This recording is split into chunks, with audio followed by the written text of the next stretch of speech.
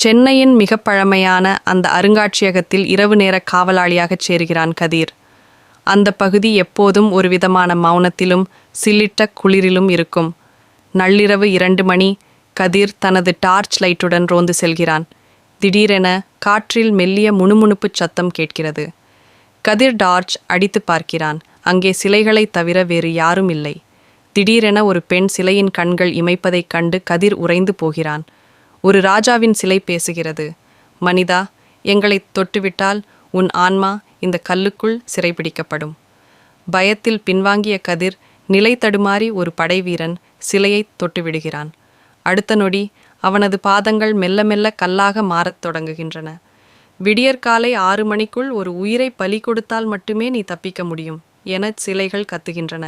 அப்போதுதான் சக காவலாளி ரங்கன் தாத்தா உள்ளே வருகிறார். கதிர் கையில் ஒரு பழைய கத்தி கிடைக்கிறது. தன் உயிர் பிழைக்க ரங்கனை பலி கொடுக்க முடிவெடுக்கிறான் கதிர். ரங்கன் தாத்தா கதிரின் தோளை தொட வரும்போது கதிர் சட்டென்று அவர் கழுத்தை பிடித்து தள்ளி கத்தியால் அவர் மார்பில் குத்தினான். ரங்கன் தாத்தாவின் சூடான இரத்தம் பீரிட்டு தெறித்து அங்கிருந்த சிலைகள் மேல் பட்டது. இரத்தம் பட்ட அடுத்த நொடி கதிரின் கால்களில் இருந்த கல் மறைந்து அவனுக்கு தன் உடல் மீண்டும் கிடைத்தது. ஆனால் ரங்கன் தாத்தா அப்படியே கல்லாக மாறத் தொடங்கினார். அவர் கத்தியால் குத்தப்பட்ட அதே வலியோடு அலற முடியாமல் ஒரு கையை நீட்டியவாறே கருங்கல்லாக மாறி அங்கேயே நின்றார். கதிர் பிழைத்து விட்டான். ஆனால் அவனது நிம்மதி போனது. இப்போது அந்த மியூசியத்தில் ரங்கன் தாத்தாவின் சிலையும் ஒரு அங்கமாகிவிட்டது.